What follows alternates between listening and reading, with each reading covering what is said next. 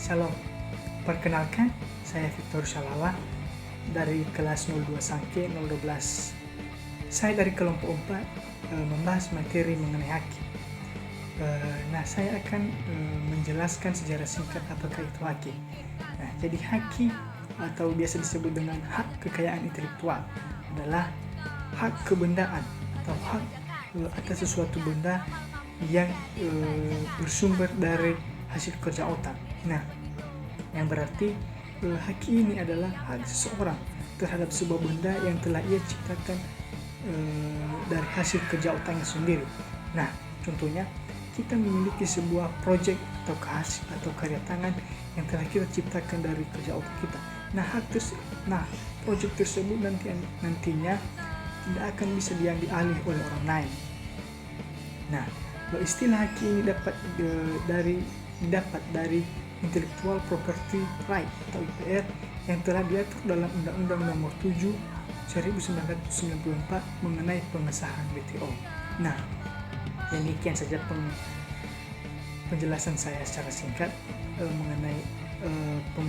mengenai apakah itu haki. Nah, selanjutnya nanti akan dijelaskan oleh teman-teman saya. Terima kasih. Assalamualaikum warahmatullahi wabarakatuh.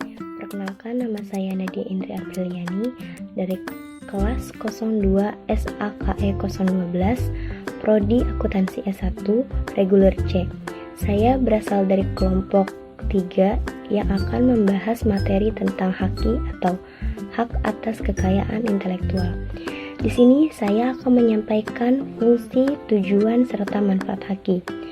Fungsi dan tujuan utama diadakan atau diciptakannya haki adalah yang pertama, sebagai perlindungan hukum terhadap pencipta, baik perorangan maupun kelompok, atas jerih payahnya dalam membuat karya cipta dengan nilai ekonomis yang terkandung di dalamnya. Yang kedua, mengantisipasi dan juga mencegah terjadinya pelanggaran haki milik orang lain. Yang ketiga, meningkatkan kompetensi khususnya dalam hal komersialisasi kekayaan intelektual, karena dengan adanya haki akan mendorong para pencipta untuk terus berkarya dan berinovasi dan bisa juga mendapatkan apresiasi dari masyarakat. Yang keempat, dapat dijadikan bahan pertimbangan untuk menentukan strategi penelitian industri yang ada di Indonesia. Adapun manfaat haki yang pertama adalah untuk memberi kepuasan kepada para pencipta. Yang kedua, untuk meningkatkan motivasi masyarakat agar ikut serta dalam menciptakan produk yang inovatif. Yang ketiga, untuk meningkatkan kesejahteraan masyarakat melalui pendapatan yang diperoleh dari suatu karya cipta. Yang keempat, menjaga aset berharga dari hasil karya intelektual. Yang kelima, memberikan perlindungan kepada masyarakat, perorangan, dan juga industri untuk meningkatkan produktivitas, kreativitas, dan juga taraf hidup masyarakat. Sekian materi yang dapat saya sampaikan. Kurang lebihnya mohon maaf. Wabillahi taufiq wal hidayah. Wassalamualaikum warahmatullahi wabarakatuh. Assalamualaikum warahmatullahi wabarakatuh. Perkenalkan, nama saya Mauli Zidane Daulay dari Prodi Akuntansi S1 kelas 02 Sake 02 kelompok 3 Hukum Bisnis, ingin menyampaikan tugas tentang penjelasan ruang lingkup tentang haki. Perlindungan terhadap hak cipta mempunyai dua ruang lingkup yang berbeda. Berikut adalah penjelasan dari saya. 1. Hak ekonomi. Hak yang memiliki hubungan dan dampak langsung terhadap ekonomi perusahaan seperti hak pegadaian, hak distribusi, hak penyiaran, hak pertunjukan, dan juga hak pinjam masyarakat. Yang kedua, hak atas ciptaan. Hak yang merujuk langsung terhadap subjek ciptaannya seperti program, komputer, buku, fotografi, database, dan lainnya. Cukup sekian penjelasan dari saya. Kurang lebihnya akan dijelaskan lagi teman saya kelompok 3. Wabillahi taufiq wal hidayah. Assalamualaikum warahmatullahi wabarakatuh. Assalamualaikum warahmatullahi wabarakatuh. Perkenalkan, nama saya Bariah dari Prodi Akuntansi S1 kelas 02 Sake 012. Di sini saya akan menjelaskan tentang dasar hukum tentang haki. Dasar hukum hak kekayaan intelektual cakupannya cukup luas. Berikut adalah beberapa di antaranya, ialah 1. UU nomor 19 tahun 2002 diganti oleh UU nomor 28 tahun 2014 tentang hak cipta. Berisi tentang hak cipta, pencipta, perlindungan hak cipta, dan juga ciptaan yang dilindungi. 2. UU nomor 4 tahun 2001 tentang paten, berisi tentang inventor dan juga pemegang paten. Ketiga, UU nomor 5 tahun 2001 tentang merek, berisi tentang merek dagang dan merek jasa merek jasa kolektif dan jangka waktu perlindungan terhadap merek. Dan keempat, UU nomor 32 tahun 2000 tentang desain tata letak sirkuit terpadu, berisi tentang desain tata letak dan juga sirkuit terpadu. Dan kelima, UU nomor 30 tahun 2000 tentang rahasia dagang, berisi tentang rahasia dagang, lingkup rahasia dagang, dan juga perlindungan terhadap rahasia dagang. Cukup sampai di sini penjelasan saya. Mohon maaf apabila ada kata-kata dan penjelasan kurang jelas, dan saya akhiri dengan wabillahi taufiq wal hidayah. Wassalamualaikum warahmatullahi wabarakatuh. Shalom. Nah, kembali saya akan menjelaskan mengenai prinsip hakim. Nah, hakim memiliki 4 prinsip, yaitu prinsip ekonomi, prinsip kebudayaan, prinsip keadilan, dan prinsip sosial. Nah, prinsip ekonomi. Nah, pada prinsip ekonomi ini, hakim memiliki manfaat serta nilai ekonomi yang dapat memberikan keuntungan terhadap pemilik atas hak cipta. Nah, kedua itu prinsip kebudayaan. Nah, pada prinsip kebudayaan ini, hakim meningkatkan pengembangan kebudayaan baik dari ilmu pengetahuan maupun aspek lainnya yang meningkatkan taraf kehidupan bagi masyarakat. Nah, pada prinsip kebudayaan ini, hakim ini dapat membantu meningkatkan taraf kehidupan bagi masyarakat. Nah, ketiga itu prinsip keadilan. Pada prinsip keadilan ini, hakim memiliki kekuasaan dan penggunaan hak terhadap karya cipta miliknya dan tidak dapat dimanfaatkan tanpa izin dari pemilik hak cipta.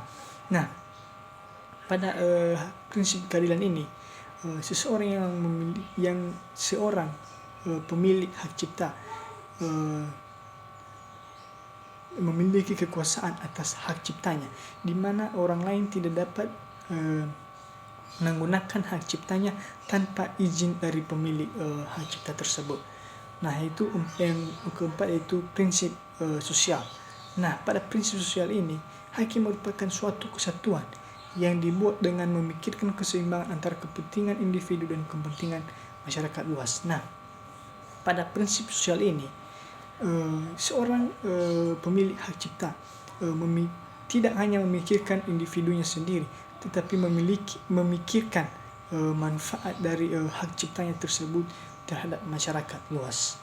Nah, demikian saja penjelasan saya mengenai prinsip hakim. Mohon maaf jika ada kesalahan. Terima kasih. Perkenalkan, nama saya Bunga Simanung Khalid. Saya dari kelas 01 Sake 012. Di sini saya akan menjelaskan tentang jenis-jenis hak kekayaan intelektual. Hak kekayaan intelektual terdiri dari hak cipta dan hak-hak terkait, hak merek dan indikasi geografis, hak paten, rahasia dagang, perlindungan varietas tanaman atau PVT, desain tata letak sirkuit terpadu atau DTLST, serta desain industri.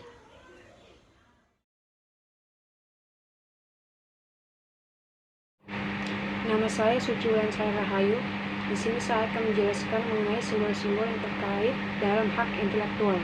Yang pertama ada trademark. Trademark adalah hak dagang terhadap barang atau jasa yang sudah memiliki identitas. Trademark bisa digunakan untuk membedakan satu merek dengan merek yang lain dengan syarat pemilik atau pencipta sudah harus mendaftarkan trademark yang mereka miliki sesuai dengan ketentuan hukum yang berlaku. Trademark memiliki kegunaan. Yang pertama yaitu sebagai perlindungan atau singkatnya payung hukum yang sah.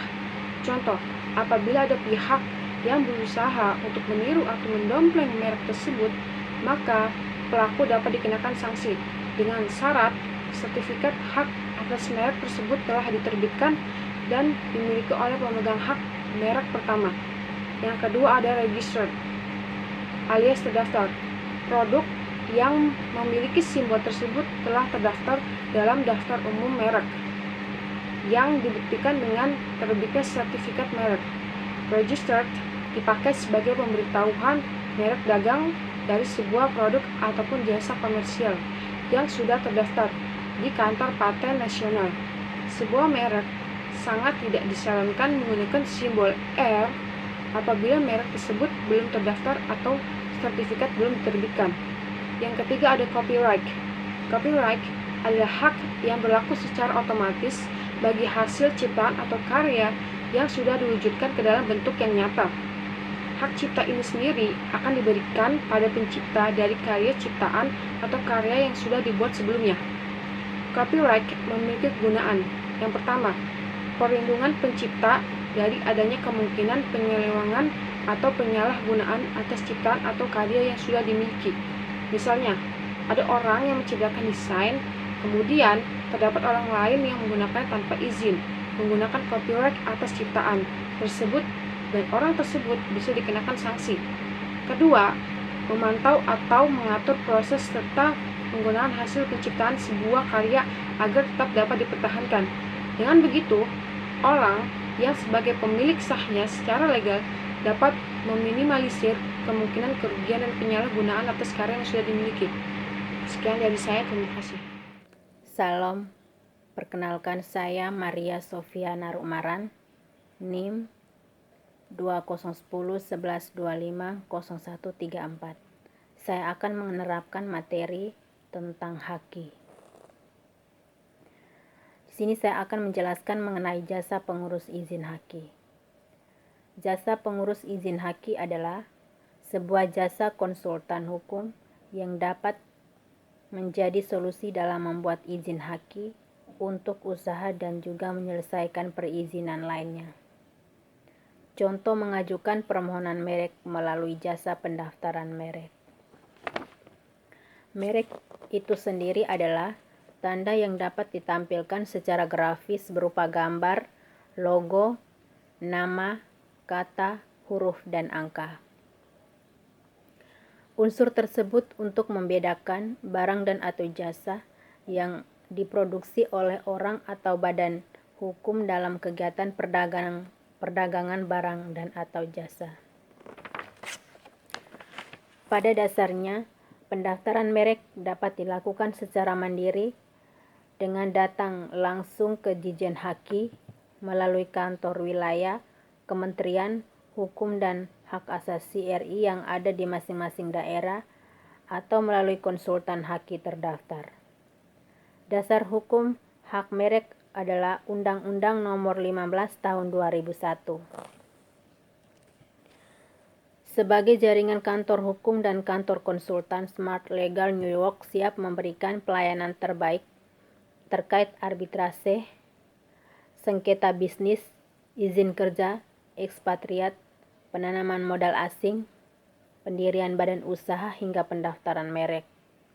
Smart Legal memiliki rekan yang berpengalaman dalam profesional seperti BP Lawyers telah berpengalaman mengelola kasus yang berkaitan dengan hak kekayaan intelektual seperti perwakilan perusahaan dalam negeri dan multinasional untuk menangani kasus pelanggaran merek dan membantu klien dalam mengajukan permohonan pendaftaran merek dagang.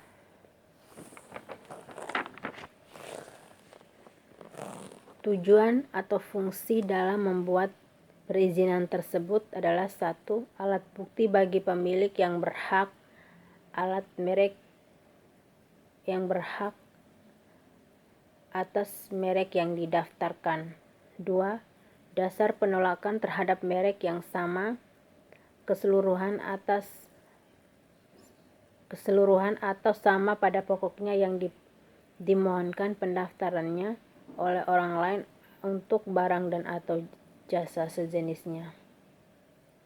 Demikian penjelasan saya mengenai jasa pengurus haki. Terima kasih.